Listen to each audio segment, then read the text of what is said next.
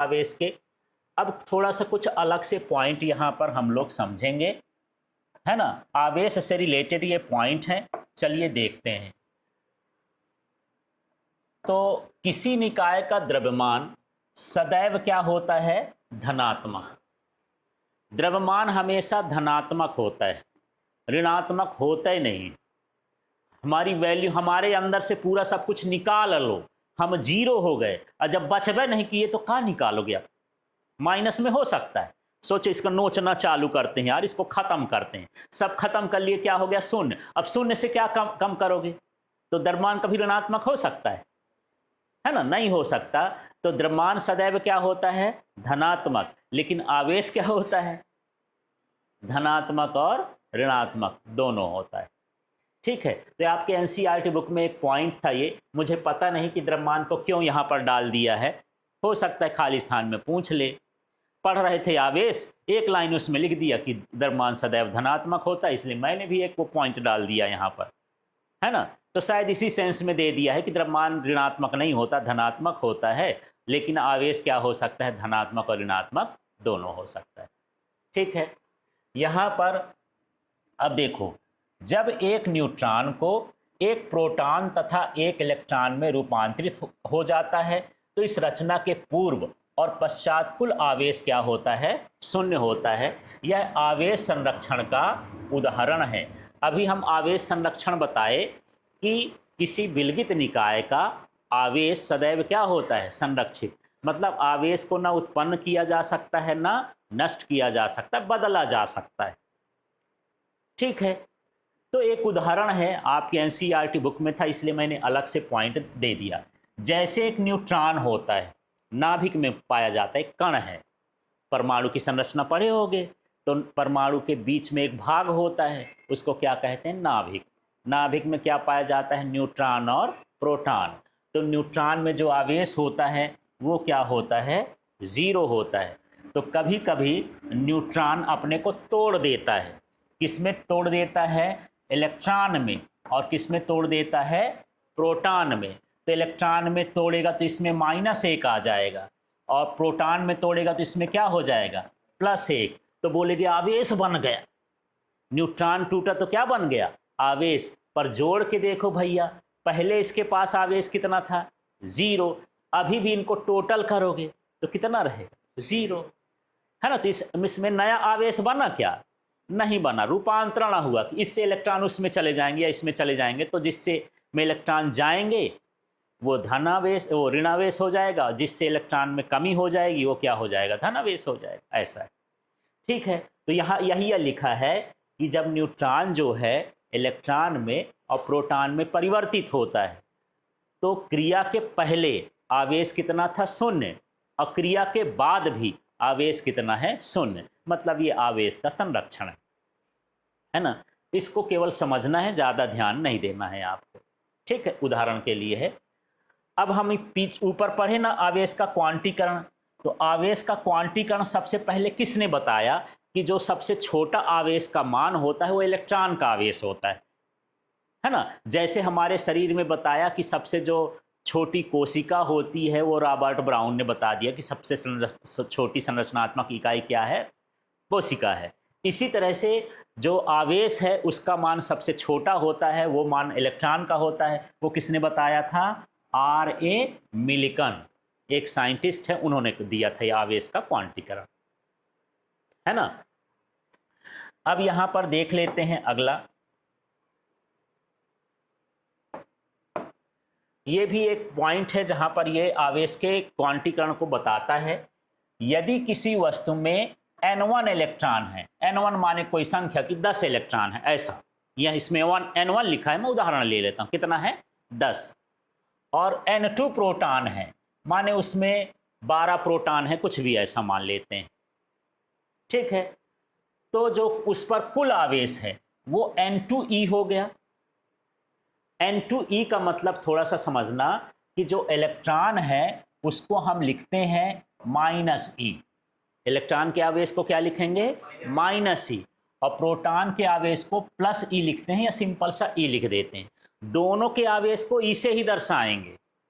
Electron का आवेश हो मूल आवेश हो, प्रोटॉन का आवेश हो, उसका संकेत क्या होता है? ई। ठीक है, तो इसमें प्रोटॉन कितने हैं? नहीं है, N2। प्रोटॉन कितने हैं? N2। तो आवेश कितने हो गए? N2e। N2e गुणा करने से उनकी संख्या पता चलेगी ना। तो यहां पर ये किसका आवेश है? ये किसका आवेश है मुझे अब बताओ? प्रोटॉन का कि इलेक्ट्रॉन का? प्रोटॉन का। ये किसका है? इलेक्ट्रॉन का आवेश है। अब इसमें से ई कॉमन ले लो तो क्या बचेगा? N2 माइनस N और यहां पर E। तो यहां पर ये N1 क्या था? पूर्ण संख्या। N2 भी क्या था? पूर्ण संख्या। पूर्ण संख्याओं का अंतर भी क्या होता है? पूर्ण संख्या। ये बताता है कि जो आवेश होते हैं सदैव आवेश क्या होते हैं? मूल आवेश का पूर्ण गुणज होते हैं। यहाँ पर मुझे लगा आपको कुछ थोड़ा सा समझ में नहीं आया। अब मैं कुछ संख्या लेता हूँ तब समझाता हूँ। जैसे किसी में मान लो N1 का मान लेते हैं कि जो इलेक्ट्रॉन का आवेश है उसमें 10 कूलाम है। ठीक है, कितने हैं? 10 कूलाम। और जो N2 है ये मान के चलते हैं कि उसमें 12 कूलाम है प्लस में। ठीक है, यदि मैं टोटल निकालूं, है ना, तो कितने हो जाएंगे? ये 2 कूलाम आएंगे। ये क्या है? पूर्णांक संख्या। ये भी क्या है? पूर्णांक संख्या। इनका अंतर भी क्या होगा? पूर्णांक संख्या। पूर्णांक को पूर्णांक से घटाओगे, जोड़ोगे, गुणा करोगे, हमको क्या मिलेगा? पूर्णांक ही मिलेगा। तो यही यह बताता है कि आवेश हमेशा इलेक्ट्रॉन का क्या होता है? पूर्ण गुणज होता है।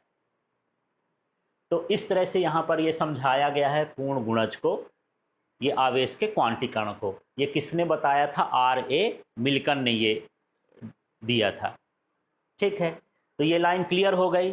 थोड़ा सा पूछ लूं, N1 का मतलब क्या है? इलेक्ट्रॉन है, आवेश है, पूर्ण संख्या में। क्या है? इलेक्ट्रॉन के आवेश किस में है? पूर्ण संख्या में। प्रोटॉन के आवेश भी किस में है? पूर्ण संख्या में। यदि इन आवेशों को मैं जोड़ूं और घटाऊं तो उसके बाद मुझे क्या मिलेगा? पूर्ण संख्या मिलेगा। इसका मतलब होता है कि आवेश हमेशा पूर्ण गुणज होता है। ऐसा आधा अधूरा नहीं रहता है, उसी के गुण के हिसाब से बढ़ता है। ठीक है, ऐसा। अब थोड़ा सा और आगे चलते हैं और इसको समझते हैं। ये सारे पॉइंट जो हैं आपके एनसीईआरटी बुक में हैं, इसलिए मैं इनको लिख दिया हूँ। बाकी ये थोड़ा सा कम पूछे जाते हैं, पर ध्यान में रखना है।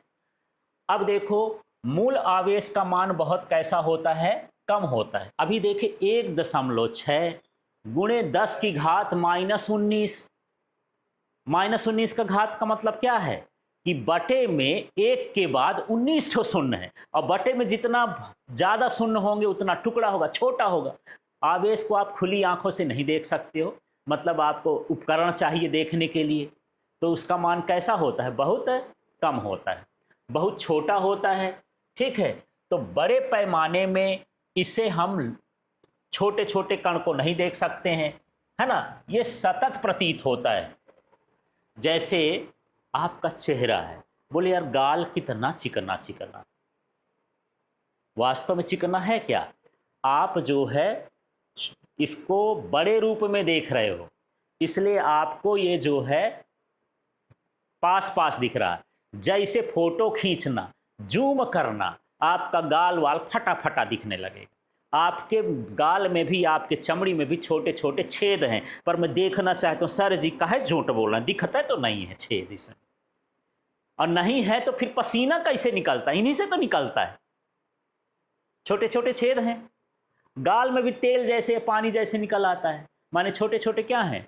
छेद हैं कि नहीं है? क्या दिखाई देते हैं? क्यों? क्योंकि आप बड़े पैमाने पर देख लो। ये जो दरी बनी है, ये छोटे छोटे धागे से, अलग अलग धागे दिख रहे हैं क्या आपको? नहीं दिख रहे हैं, ये आपको सतत दिख रहे हैं, लगातार। जैसे शर्ट है, शर्ट में भी छोटे छोटे छेद हैं, दिख रहे हैं।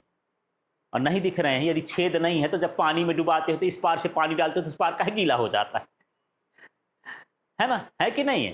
तो यही है कि जब कोई छोटी चीज होती है तो वो तो अकेले कण है, लेकिन जब बहुत सारे मिल जाते हैं तो कण नहीं है।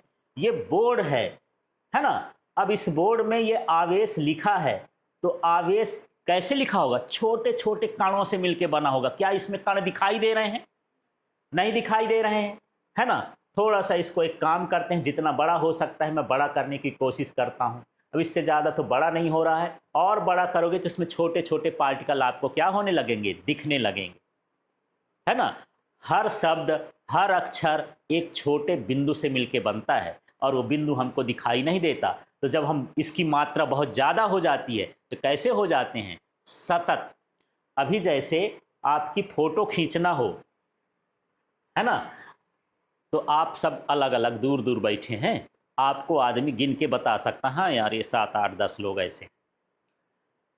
अब 10,000 लोग इकट्ठे खड़े हो जाएं, बिल्कुल गस गस के, अब फोटो खींच के मुंडिन मुंडिन दिखे, गिन तब भड़बड़ा जाओगे, यार इसका गिन लिया कि नहीं गिना। वो अब कैसे दिखेंगे आपको? सतत। आपस में कैसे दिखेंगे? सतत। तो जब बड़े पैमाने पर होता है तो आवेश हमको कैसा दिखता है? सतत। बस आपको यही समझना है, बड़े पैमाने पर कैसा दिखता है? सतत। अलग देखोगे सिंगल तो कण दिखेगा, और इकट्ठा कर दोगे तो क्या कहलाएगा? सतत। ये दीवार में पेंटिंग है ना। अच्छा, ये दीवार में पेंटिंग है तो मैं क्यों बता रहा हूँ? या पेंटिंग के अलग अलग कण दिखाई दे रहे हैं। कण से नहीं बना क्या? छोटे छोटे पाउडर नहीं है इसमें, है। वो पाउडर आपस में ऐसे जुड़ गए हैं कि वो कैसा लगता है कि अलग अलग हइये नहीं, आपस में जुड़े, जैसे ये धागे से बने हैं, है ना। लेकिन ये धागे ऐसे जुड़ गए हैं कि आपस में कैसे हो गए हैं? पास पास हो गए। तो बड़े पैमाने पर कोई चीज़ हमको कैसा दिखाई देती है? सतत दिखाई देती है ना। अभी मैं गाल की बात बोल रहा था कि इसमें छोटे छोटे छेद हैं। यदि एक सिंगल होता तो हमको दिखाई देता, बहुत सारे एक ही जगह में हो गए हैं तो हमको कैसे दिखाई देते हैं? मिले हुए, सतत दिखाई देते हैं। तो यही है कि छोटे पैमाने पर हमको आवेश कण जैसे दिखाई देता है, लेकिन बड़े पैमाने पर हमको आवेश कैसा दिखाई देता है? सतत। दोनों चीज़ समझ में आई? फिर से बात करूंगा, आवेश कब कण जैसे दिखाई देगा, कब सतत दिखाई देगा? अकेला रहेगा, कम रहेंगे तो कैसे दिखाएंगे? कण। और जब छोटी जगह में बहुत सारे लोग हो जाएंगे तो क्या हो जाएगा? वो सतत। दोनों चीज समझ में आ गई? जब बहुत सारी चीजें इकट्ठा हो जाए तो कैसे दिखेंगी? सतत। ठीक है। जैसे चाक का पाउडर है, चाक किससे बनती होगी? छोटे छोटे पाउडर से। लिखते हो तो गिरता है ना, लेकिन कोई अक्षर लिख देते हो तो कैसे हमको दिखता है? जुड़ा जुड़ा। कैसे दिखता है? जुड़ा जुड़ा। लेकिन है वो क्या? कण। क्योंकि बहुत सारे इकट्ठा हो जाते हैं तो सतत दिखने लगता है। सतत माने लगातार। ठीक है। चलिए, अब यहां से छोटी चीजें, ये इंपॉर्टेंट है, इसको ध्यान देना है। आवेश कैसी राशि होती है? अदिश होती। अदिश वही राशि है जिसके दिशा से कोई मतलब नहीं, उसे हम क्या कहते हैं? अदिश। तो ये मेरे हाथ में पेन है, ये सदिश है कि क्योंकि इसकी दिशा बदल जाती है। इधर से लिखूंगा तो कुछ और हो जाएगा, इधर से लिखूंगा तो कुछ और हो जाएगा, है ना। इधर ये टिप अलग है, इसका टिप अलग है, तो ये इसकी क्या हो गई? ये दिशा हो गई। लेकिन इसका वजन नापूं तो चाहे मान लो ये 20 ग्राम की है, ऐसा नापूंगा तो 20 ग्राम, ऐसा नापूंगा तो 20 ग्राम, ऐसा नापूंगा तो 20 ग्राम। किसी दिशा की जरूरत है? कैसा भी रख दो, ये क्या हो गया? अदिश हो गया। इसी तरह आवेश का भी कोई दिशा नहीं होता है। ये कैसी राशि होती है? अदिश राशि। खाली स्थान में भरने के लिए आती है, इसको आपको ध्यान देना है। ठीक है। दूसरा, आवेश का एसआई मात्रक क्या होता है? कूलाम होता है। इसको दर्शाते किससे हैं? कैपिटल सी से दर्शाते हैं।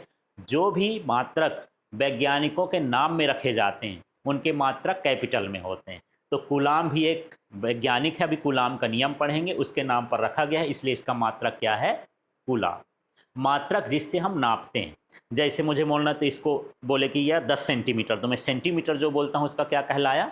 मात्रक। मैं अपना वजन नापता हूँ कि मान लो मैं 60 किलोग्राम का हूँ, तो किलोग्राम इसका क्या कहलाया? मात्रक। ठीक है। इसी तरह आवेश को किससे नापते हैं? कूलाम से, है ना।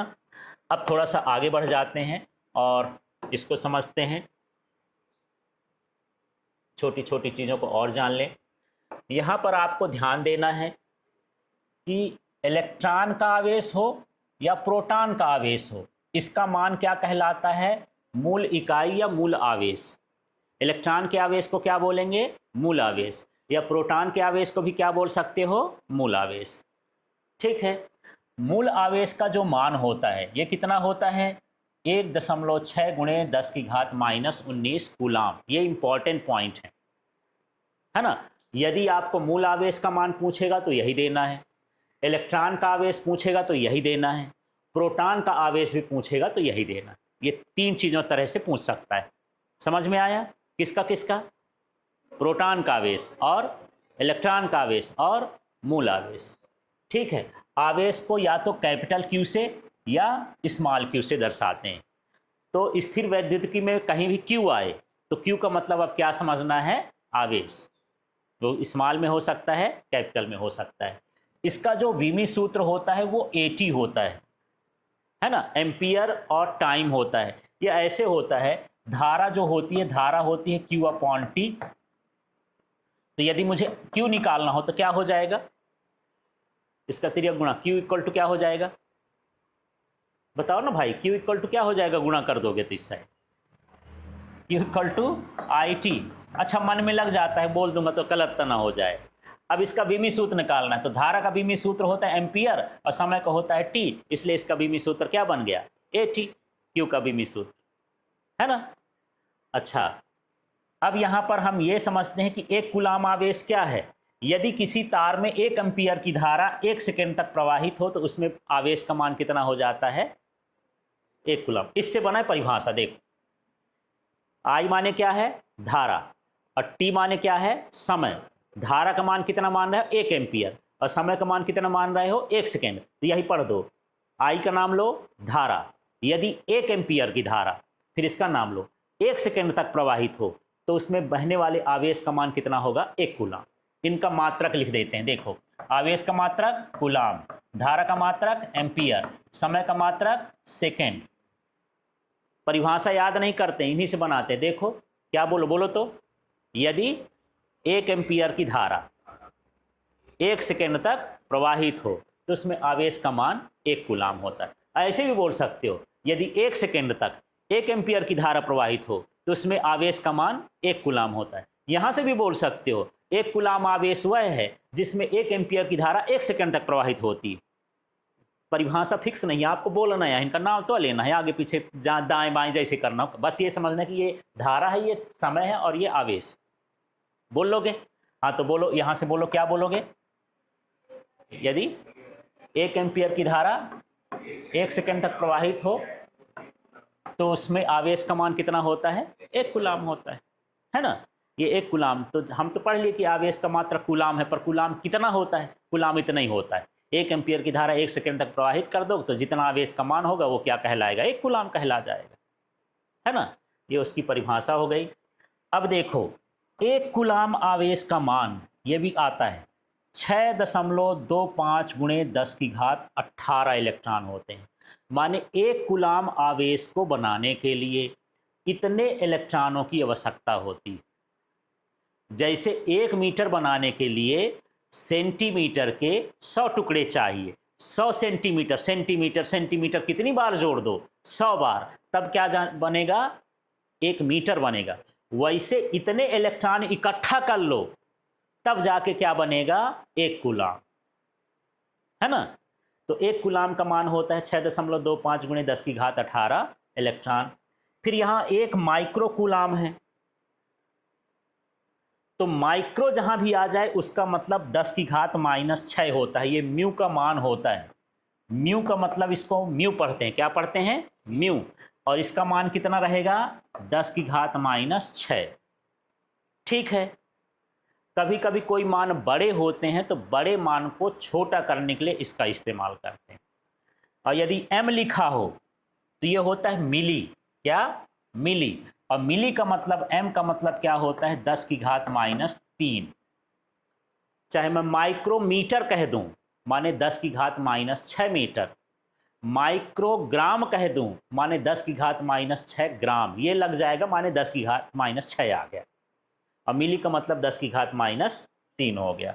ठीक है, थोड़ा सा और आगे बढ़ते हैं, 2 पॉइंट और हैं, है ना। यहां पर समझना, 1 माइक्रो कूलाम में कितने इलेक्ट्रॉन होंगे। अभी हम देखें यहां पर 1 कूलाम में कितने आवेश हैं, कितने इलेक्ट्रॉन हैं? 6 दशमलव, अच्छा, और एक माइक्रो कूलम में कितने हैं? इसमें 18 है, इसमें 12 है। अभी आप पढ़े हो कि माइक्रो का मतलब 10 की घात -6 होता है, तो 18 में 6 घटाओगे तो कितना हो जाएगा? 12। अब मैं ये दो चीज़ क्यों लिखा हूँ, ये कई बार परीक्षा में ऑब्जेक्टिव में पूछ दिया गया ऑप्शन में कि एक कूलाम में आवेश होते हैं, तो लड़का पढ़ के गया 6.25 × 10 की घात 18, ये सही है। 2-3 साल ये क्वेश्चन रिपीट होगा। अगले साल पेपर थोड़ा कठिन बनाना था, तो अगले साल वो लिख दिया एक माइक्रो कूलाम में आवेश कितने होते हैं। लड़का ध्यान नहीं दिया, क्या पढ़े नहीं था कि माइक्रो का क्या है, यही उत्तर दे के आ गया, है ना। तो उसको कितना देना था? 6.25 × 10 की घात 18। आवेश का भाग वेग पर निर्भर नहीं करता है, ठीक है। आवेशों की पहचान किससे होती है? प्रतिकर्षण से होती है। तो इस तरह के ये टॉपिक हैं और ये सारी चीज़ें आपको समझना देखना है, ठीक है।